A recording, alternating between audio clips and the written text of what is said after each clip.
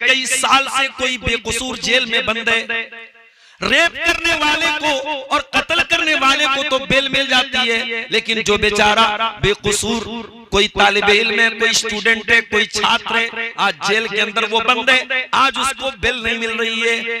कानून भी अपना काम सही तरीके से नहीं कर पा रहा है। ऐसे हालात में मेरे प्यारे भाइयों, हम कहते हैं कि अल्लाह हमारी मदद क्यों नहीं करता? अल्लाह किसकी मदद करता है? अल्लाह ने कुरान में कह दिया, लयंसुरन्नल्लाहु मन यंसुरु, अल्लाह उसकी मदद करता है जो अल्लाह की मदद करता है। अल्लाह सबकी मदद नहीं करता, अल्लाह तो उसी की मदद करेगा जो अल्लाह की मदद करेगा। अय अल्लाह, तेरी मदद करने का क्या मतलब है? अय अल्लाह, हम तेरी मदद कैसे कर सकते हैं? फरमाया, अल्लज़ीना इम्मक्कन्नाहुम फिल अर्दि अक़ामुस सलाता व आतवुज़ ज़काता व अमरू बिल मारूफ व नहौ अनिल मुनकर। मेरी मदद करना चाहते हो? चार काम करो। ऐ मेरे बंदो, अगर हम तुमको जमीन में पावर दें, तुमको जमीन में कुर्सी दें, तुमको जमीन में इख्तिदार दें, तो चार काम करो। अकामुस सला, नमाज कायम करो, व आतवुज़ ज़का, ज़कात अदा करो, व अमरू बिल मारूफ, और नेकी का हुक्म दो, व नहौ अनिल मुनकर, और बुराई से रोक दो। ये चार काम करोगे तब अल्लाह तुम्हारी मदद करेगा। अल्लाह ऐसे तुम्हारी मदद नहीं करेगा। तो समाज को सुधारने की चिंता भी होनी चाहिए। और ये जो जलसे हो रहे हैं, ठीक है, सीमांचल में होने वाले जलसों का एक बहुत बड़ा मकसद मदरसों को चलाना भी है। मदरसों का चंदा हो रहा है, मस्जिदों का चंदा हो रहा है, कब्रिस्तान का चंदा हो रहा है इन्हीं जलसों के साथ। लेकिन सिर्फ यही मकसद नहीं है इन जलसों का। ये जलसे इसलिए भी हो रहे हैं कि आप और हम अपनी बुराइयों पर, अपनी कमियों पर हम नजर डालें, हम अपनी इस्लाह करें। और ये बात याद रखो मेरे भाई, जिस तरीके से अल्लाह ताला के हमसे ये सवाल होगा कि तुम नमाज पढ़ते थे कि नहीं पढ़ते थे, तुम अच्छे काम करते थे कि नहीं करते थे, तुम बुराई से बचते थे कि नहीं बचते थे, उसी तरीके से अल्लाह तबारक व तआला के ये भी सवाल होगा कि तुम्हारे समाज में गंदगी हो रही थी, तुमने रोका क्यों नहीं? तुम्हारे गांव में ज़िना हो रहा था, तुम्हारे गांव में लोग सूद खा रहे थे, तुम्हारे आसपास भाई भाई से लड़ रहा था, तुम्हारे घरों और खानदानों में झगड़े हो रहे थे, तुम्हारे गांव में एक दूसरे से लोग हसद करते थे, हराम खाते थे लोग, सूद खाते थे लोग, तुम क्या कर रहे थे? तुमने अपनी जिम्मेदारी क्या ली? तुमने कभी रोका? तुमने कभी मना किया? तुमने कभी हालात को बदलने की कोशिश की? ये सवाल भी अल्लाह ताला क्या होगा हमसे। अल्लाह के प्यारे नबी फरमाते हैं, मन रआ मिनकुम मुनकरन फलयुगय्यिरहु बियदिही, जब तुम में से कोई बुराई को देखे तो अपने हाथ से रोक सकता है तो हाथ से रोक दे। फ़इल्लम यस्तति फ़बिलिसानिही, अगर हाथ से नहीं रोक सकता तो जबान से रोक दे। फ़इल्लम यस्तति फ़बिक़ल्बिही, और जबान से भी नहीं रोक सकता तो कम से कम दिल से बुरा जाने। हम तो दिल से भी बुरा नहीं जानते। अब तो मोबाइल पर बच्चे गाना सुन रहे हैं और बाप देख करके हंस रहा है, बाप मजा ले रहा है, माँ मजा ले रही कि मेरा बेटा गाना देख रहा है। अब तो हम बुराई को हाथ से रोकना तो बड़ी दूर की बात है, जबान से रोकना तो बड़ी दूर की बात है, हम तो दिल से भी बुराई को बुरा नहीं जानते हैं। और अल्लाह के नबी ने फरमाया कि अगर तुम दिल से बुराई को अगर जबान से नहीं रोक पा रहे हो, हाथ से नहीं रोक पा रहे हो, सिर्फ दिल से बुरा समझ रहे हो, वज़ालिका अज़अफुल ईमान, ये ईमान का सबसे कमजोर हिस्सा है, सबसे निम्नतम स्तर है, सबसे लोवेस्ट लेवल है ईमान का। इसके नीचे फिर ईमान नहीं है। अगर तुम्हारे दिल में भी बुराई को तुम बुराई नहीं समझ रहे हो तो फिर इसके नीचे तुम्हारे अंदर ईमान है ही नहीं मेरे प्यारे साथी। तो आज की मेरी जो तकरीर का उन्वान है वो यही है कि समाज क्यों बिगड़ रहा है, इसके रीजंस क्या हैं, इसके असबाब क्या हैं, समाज के अंदर ये बुराइयां क्यों जन्म ले रही हैं, इस पर हम पॉइंट टू पॉइंट इंशाअल्लाह बात करेंगे। देखो, सबसे बड़ी बुराई क्या है समाज में? सबसे बड़ी बुराई शराब नहीं, सबसे बड़ी बुराई ज़िना नहीं है, सबसे बड़ी बुराई कत्ल नहीं है, समाज की सबसे बड़ी बुराई शिर्क है। शिर्क से बड़ा कोई पाप नहीं है, शिर्क से बड़ा कोई गुनाह नहीं। अल्लाह के प्यारे नबी से पूछा गया, अय्यु ज़म्बि आज़म इंदल्लाह, ऐ अल्लाह के रसूल, अल्लाह ताला के नजदीक सबसे बड़ा गुनाह क्या है? आपने फरमाया, अंत जाला लिल्लाहि निद्दन व हुवा खलक़क, सबसे बड़ा गुनाह ये कि तू अल्लाह के बराबर किसी को करार दे दे। कोई मूर्ति को अल्लाह के बराबर कर दे तो वो भी मुशरिक है, कोई मजार को अल्लाह के बराबर कर दे वो भी मुशरिक है, कोई नबी को अल्लाह के बराबर कर दे वो भी मुशरिक है, कोई किसी जानवर को अल्लाह का दर्जा दे दे वो भी मुशरिक है। अंत जाला लिल्लाहि निद्दन व हुवा खलक़क, तो अल्लाह के बराबर किसी को करार दे दे, यही तो शिर्क है, और शिर्क दुनिया का सबसे बड़ा पाप है। इन्नहु मन युशरिक बिल्लाहि फक़द हर्रमल्लाहु अलैहिल जन्नह व मअवाहुन नार व मा लिज़्ज़ालिमीन मिन अंसार। मेरे बंदो, जो शिर्क करेगा और बगैर तौबा के वो मर जाएगा, उसको जन्नत में दाखिला नहीं मिलेगा, वो हमेशा हमेशा जहन्नम में रहेगा, उसका कोई मददगार नहीं होगा, वो कभी जन्नत में नहीं जा पाएगा। तो सबसे बड़ा पाप शिर्क है मेरे प्यारे साथियों। समाज को अगर हमें बुराई से बचाना है तो हमें अपने अकीदे को सही करना पड़ेगा। आज आपके अररिया के, फारबिसगंज के, किशनगंज के बहुत सारे बच्चे दूर दराज इलाकों में काम करते हैं।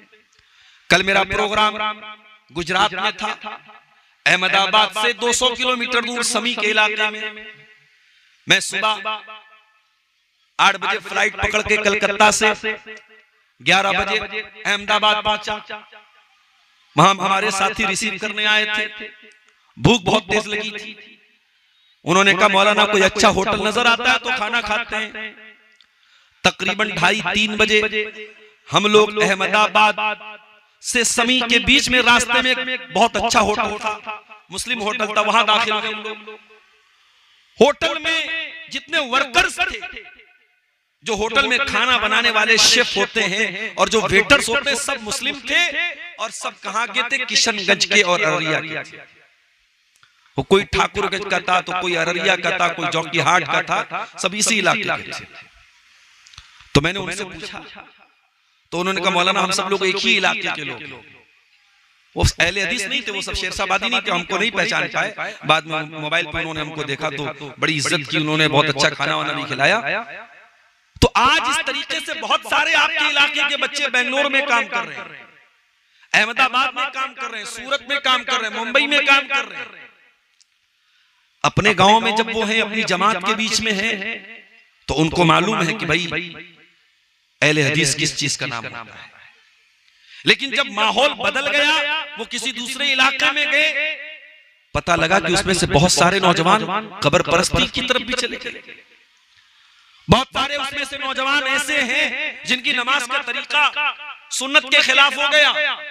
जब उनको गलत माहौल मिला, उनको गलत संगत मिली, तो उनका ईमान और अकीदा भी खतरे में पड़ गया। मेरे प्यारे साथियों, हमारे बनारस का साड़ी का कारोबार जब डाउन हुआ, बहुत सारे लोग बनारस के कारोबार के सिलसिले में बेंगलोर गए, सूरत गए। कई नौजवानों ने मुझको बताया कि मौलाना वहां पैसा कमाने की ऐसी धुन हम पर सवार हो गई कि हम 5 टाइम की नमाज तो छोड़ दीजिए, हम जहां कारखाने में काम करते हैं वहां दूर दूर तक कोई मस्जिद नहीं है, हम जुमा के दिन जुमा की नमाज भी नहीं पढ़ पाते हैं। महीना महीना गुजर रहा है, मुसलमान जुमा की नमाज तक नहीं पढ़ पा रहा है, या ये कह लीजिए कि नहीं पढ़ रहा है। ये हालात होते हैं मेरे प्यारे साथियों। इसलिए मैं बार बार ये बात कहता हूं, अपने अकीदे के साथ साथ अपने बच्चों की अकीदे की फिक्र करो मेरे प्यारे साथियों। अल्लाह के प्यारे नबी अपने चचा के बेटे अब्दुल्ला बिन अब्बास से 8-9 साल के बच्चे थे। अब्दुल्ला बिन अब्बास, अल्लाह के प्यारे नबी 8-9 साल के बच्चे से कहते हैं, इज़ा सअल्ता फसअलिल्लाह व इज़ा इस्तअनता फस्तईन बिल्लाह। ऐ मेरे बच्चे, जब भी तू सवाल करना तो अल्लाह से सवाल करना, जब भी तू मदद मांगना तो अल्लाह से मदद मांगना। 8-9 साल के बच्चे को अल्लाह के नबी तौहीद सिखा रहे हैं। और आगे बढ़िए, अल्लाह के प्यारे नबी कि बहुत पहले आपके बाप इब्राहिम अलैहिस्सलाम दुआ करते हैं, वजुनुबनी व बनिया अन्ना बुदल असनाम, ऐ अल्लाह तो मुझे और मेरे बच्चों को बुत परस्ती से बचा। इब्राहिम अलैहिस्सलाम के पोते हैं याकूब अलैहिस्सलाम। याकूब अलैहिस्सलाम का आखिरी टाइम आता है, उनके 12 बेटे जिनको बनी इस्राइल कहा जाता है। हजरत याकूब अपने 12 बेटों से क्या कहते हैं, मरने का टाइम है, इंतकाल का टाइम है, वफात का टाइम है। हजरत याकूब अपने 12 बेटों से कहते हैं, माता बुदून मिन बादी, ऐ मेरे बच्चों तुम मेरे बाद किसकी इबादत करोगे। 12 के 12 बेटे जवाब देते हैं, कालू नाबुदु इलाहक व इलाह आबाइक इब्राहीम व इस्माईल व इसहाक इलाह। अय अब्बा जान, हम आपके रब की इबादत करेंगे, हम आपके बाप दादा के रब की इबादत करेंगे, हम उसी अल्लाह की इबादत करेंगे जिस अल्लाह की इबादत आप करते थे, आपके बाप दादा करते थे, इब्राहिम इस्माइल करते थे। तौहीद की फिक्र करो मेरे प्यारे साथी। आज आपके शेरशाबादी बिरादरी में भी और सीमांचल के अहले हदीसों में भी बहुत सारे शिरकिया काम हो रहे हैं।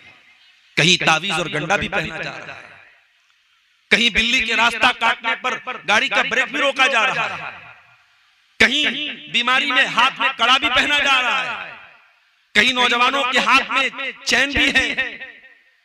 ये तमाम चीजें मेरे प्यारे साथियों तौहीद के खिलाफ हैं और ये तमाम की तमाम चीजें इंसान को शिर्क की तरफ लेके जाने वाली।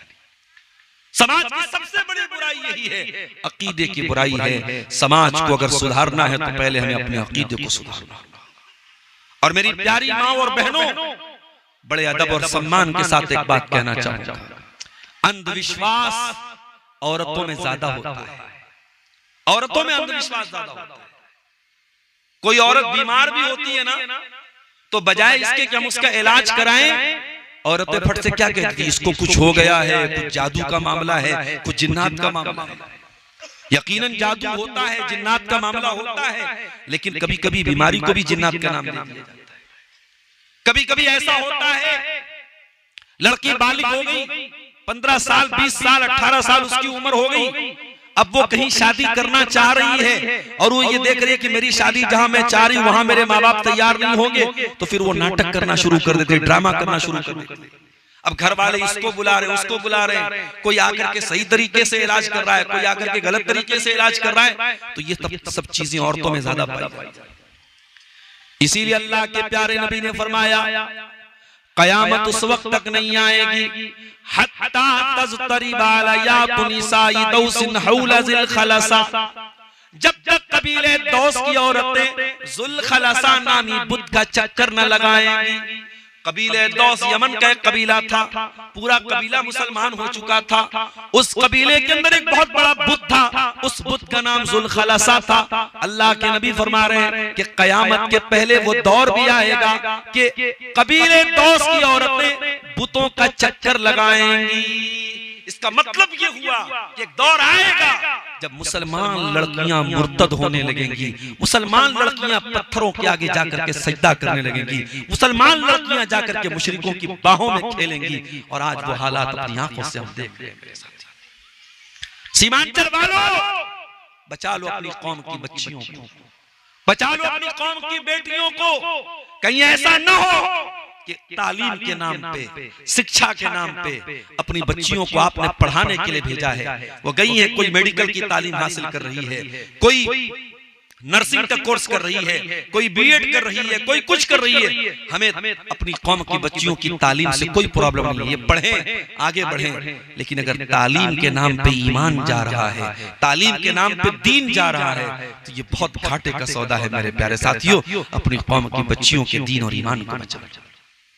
और मैं बार बार ये बात कहता हूं कि अपने सेटअप को मजबूत बनाओ, जलसों और प्रोग्रामों में औरतों का इंतजाम करो और ऐसा करो कि औरतें बैठ करके तकरीर सुने।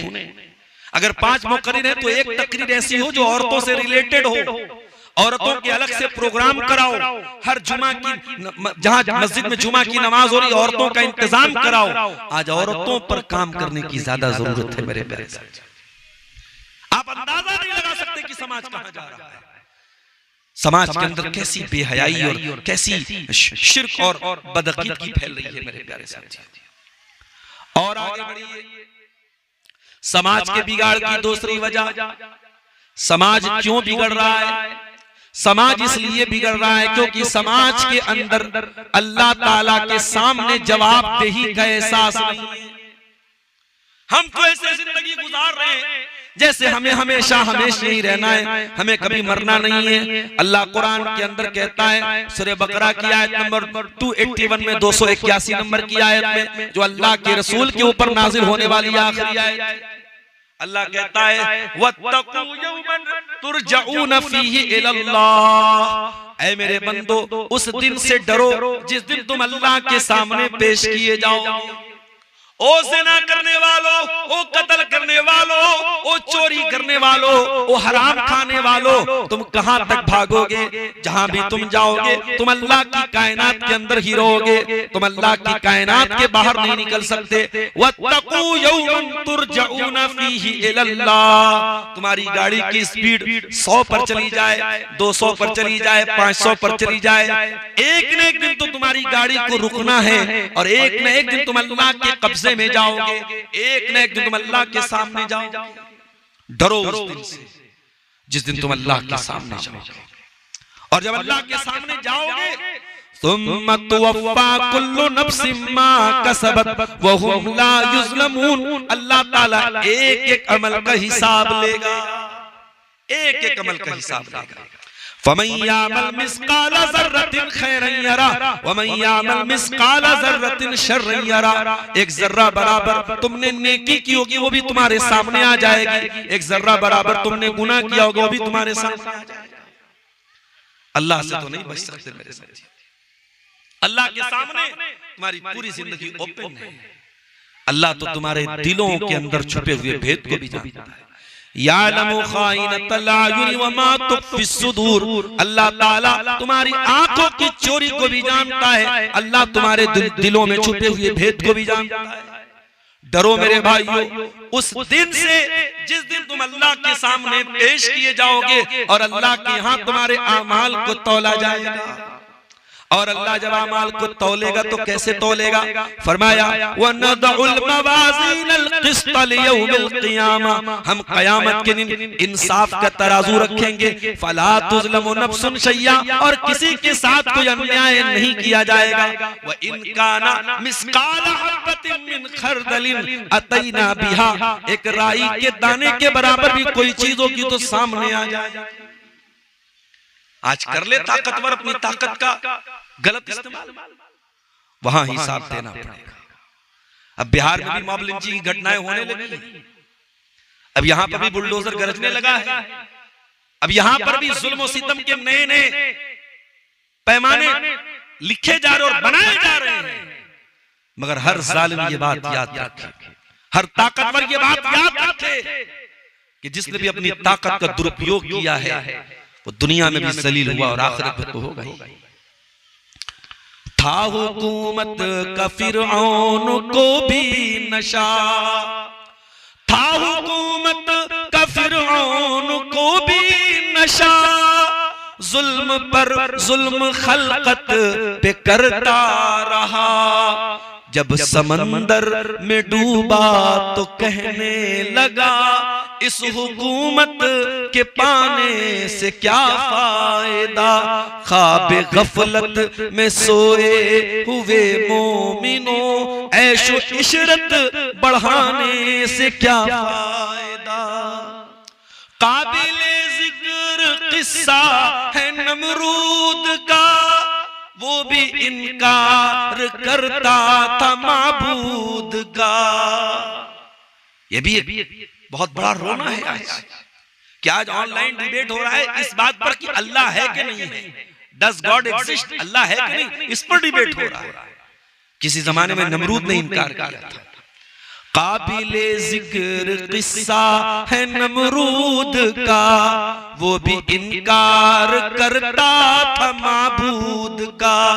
उसके भेजे को मच्छर ने खाकर कहा यूं बड़ाई जताने से क्या फायदा, ख्वाबे गफलत में सोए हुए मोमिनो, ऐशो इशरत बढ़ाने से क्या फायदा। हर जालिम ये बात याद रखे, अल्लाह जालिम को ढील दे रहा है, अल्लाह जालिम को ढील दे रहा है, मगर अल्लाह जिस दिन पकड़ेगा अल्लाह की पकड़ बड़ी सख्त होगी। व उमली लहुम इन्न कैदी मतीन, हम जालिमों को ढील दे रहे हैं मगर हमारी चाल, हमारी तदबीर बहुत मजबूत है, हमारी प्लानिंग बहुत मजबूत है। ऐ चाल चलने वालों, तुम अपनी चाल चलते रहो और अल्लाह ताला अपनी प्लानिंग कर रहा है। वल्लाहु खैरुल माकिरीन, और अल्लाह सबसे बेहतरीन प्लानिंग करने वाला। तो ये एहसास जब तक नहीं होगा कि हमें अल्लाह को जवाब देना है, हमें अल्लाह को हिसाब देना है, तब तक मेरे प्यारे साथियों हम और आप समाज से, बुराइयों से नहीं बच सकते। आज आप देखिए, आप गाड़ी लेके चल रहे हैं, इसी हाईवे के ऊपर जगह जगह कैमरे लगे हुए हैं, जहां कैमरा लगाए ऑटोमेटिक ड्राइवर की स्पीड कम हो जाती है। और हमारे यहाँ तो पेनाल्टी जो लगती है 1000, 2000, 5000 लगती है। सऊदी अरब में मैं एक मर्तबा जब वहां मैंने देखा कैमरा लगा है, तो वहां के ड्राइवर ने कहा कि मौलाना साहब यहाँ तो पेनाल्टी इतनी खतरनाक लगती है, सीधे 6000 रियाल। 6000 रियाल का मतलब कि इंडिया का 1,20,000, 1,30,000 रुपया हो। अब बोला इतना, अगर हम लोग की सैलरी उतनी नहीं है जितना यहाँ, एक बार अगर हमने सिग्नल क्रॉस कर दिया या एक बार हमने ओवर स्पीड में गाड़ी चला दी तो इतनी पेनाल्टी लग जाती। तो जब आपको ये डर होगा कि पेनाल्टी लगेगी, ऑटोमेटिक आपकी गाड़ी की स्पीड कम हो जाएगी। जब आपको ये डर होगा कि पुलिस का डंडा पड़ेगा, तो आप ऑटोमेटिक गलत काम से बचेंगे। अगर पुलिस का डंडा आपको क्राइम से बचा सकता है, हाईवे पर लगा हुआ कैमरा आपकी गाड़ी की स्पीड को कम कर सकता है, तो ऐ गुनाहों में डूबे हुए इंसान, ऐ अल्लाह की बगावत में डूबे हुए इंसान, ऐ जुल्म और सरकशी में डूबे हुए इंसान, या अय्युहल इंसान मा गर्रका बिरब्बिकल करीम अल्लज़ी खलक़का फसव्वाका फअदलक फी अय्यि सूरतिन मा शाअ रक्कबक। ऐ इंसान, तू अपने रब को कैसे भूल सकता है? तेरे रब ने तुझको पैदा किया, तुझे बेहतरीन सांचे में ढाला, तुझे अच्छे तरीके से बनाया, इंसान बनाया, खूबसूरत बनाया, स्मार्ट बनाया, हैंडसम बनाया। वो अल्लाह जो तुझे एक हकीर पानी के कतरे से पैदा कर सकता है, क्या वो मरने के बाद तुझे दोबारा जिंदा नहीं कर सकता है? क्या वो तेरा हिसाब नहीं ले सकता है? बिल्कुल ले सकता है। इसलिए मेरे प्यारे साथियों, जब तक ये एहसास नहीं पैदा होगा कि हमें अल्लाह को हिसाब देना है, तब तक समाज से बुराइयों का खात्मा नहीं हो सकता है। और आगे बढ़िए, समाज से बुराई को खत्म करना है तो उसकी वजह को समझिए। समाज में बुराई क्यों पनप रही है? समाज में बुराइयों के पनपने की तीसरी वजह, आज का इंसान अपनी तख्लीक के मकसद को भूल चुका है। वो क्यों पैदा हुआ है? इंसान ये समझता है हम तो खाने पीने के लिए, एंजॉय करने के लिए दुनिया में आए हैं। उसकी जिंदगी का एक ही मकसद है, खाना है, पीना, एंजॉय करना है। अयहसबुल इंसानु अन युत्रका सुदा, ऐ इंसान क्या तू ये समझता है तुझे यूं ही छोड़ दिया जाएगा? अलम यकुन नुतफतम मिन मनिय्यिन युमना, क्या तू भूल गया तू एक हकीर पानी का कतरा था? सुम्मा काना अलकतन फखलक फसव्वा, फिर अल्लाह ने तुझको जमा हुआ खून बनाया, फिर अल्लाह ने तुझको इंसान बनाया। फजअल मिनहु ज़ौजैन ज़कर वल उनसा, फिर अल्लाह ने तुझको मेल और फीमेल बनाया। अलैसा ज़ालिका बिक़ादिरिन अला अन युहयिल मौता, क्या वो अल्लाह जो तुझको एक हकीर पानी के कतरे से जीता जागता इंसान बना सकता है, क्या वो अल्लाह तुझे मरने के बाद दोबारा जिंदा नहीं कर सकता है? ऐ इंसान, अपनी जिंदगी के मकसद को पहचान। और तेरी जिंदगी का मकसद क्या है? वमा खलक़तुल जिन्ना वल इंसा इल्ला लियअबुदून, मैंने जिन्नात और इंसान को अपनी इबादत के लिए पैदा किया है। तेरी जिंदगी का मकसद अल्लाह की इबादत है। आज कितने मुसलमान हैं 24 घंटे में एक बार भी उनका सर अल्लाह के सामने नहीं झुकता है, एक टाइम की नमाज तक वो नहीं जानते। वो दुनिया में न जाने किसके किसके आगे जाके हाथ जोड़ रहे हैं, किसके किसके आगे जाके माथा टेक रहे हैं। वो एक सजदा जिसे तू गिरा समझता है, 1000 सजदों से देता है आदमी को नजात। ऐ इंसान, अगर तू एक अल्लाह के सामने झुकना शुरू कर दे तो तुझे कहीं और झुकना नहीं पड़ेगा। तू नमाज की पाबंदी शुरू कर दे, तू 5 टाइम की नमाज का पाबंद बन जा, अल्लाह ताला बहुत सारी चिंताओं से तुझे मुक्त कर देगा। आज हमारी जिंदगी में नमाज, और जो नमाज पढ़ भी रहे हैं माशाअल्लाह, तो ऐसे नमाज पढ़ जैसे बहुत बड़ा एहसान कर रहे हैं। मस्जिद में गए, फर्ज पढ़ के चले आए, सुन्नतें तक बहुत सारे लोग नहीं पढ़ते। ऐसा लगता है मस्जिद में उनको कोई चीज काट रही है, उनका दिल ही नहीं लगता है नमाज में। मैं जो सर बसजदा हुआ कभी तो ज़मीं से आई, तो ज़मीं से आने लगी ये सदा। मैं जो सर बसजदा हुआ कभी तो ज़मीं से आने लगी सदा। तेरा दिल तो है सनम आशना, तेरा दिल तो है सनम आशना, तुझे क्या मिलेगा नमाज में। आज हमारी नमाजों का हाल भी बड़ा बुरा है। कुरान कहता है फवैलुल लिल मुसल्लीन अल्लज़ीना हुम अन सलातिहिम साहून अल्लज़ीना हुम युराऊन। बर्बादी है उन नमाजियों के लिए जो नमाज तो पढ़ते हैं मगर उनका दिल कहीं और होता है, दिमाग कहीं होता है। अल्लज़ीना हुम युराऊन, जो दिखावे के लिए नमाज पढ़ते हैं। एक नमाज वो भी पढ़ती थी, मेरे नबी की बीवी, हम सब की प्यारी माँ हजरत आयशा नमाज पढ़ रही थी। कौन सी नमाज? चाश्त की नमाज। मौलवी साहब ये चाश्त की नमाज कौन सी होती है? हम तो फजर जानते हैं, जोहर जानते हैं, असर जानते हैं।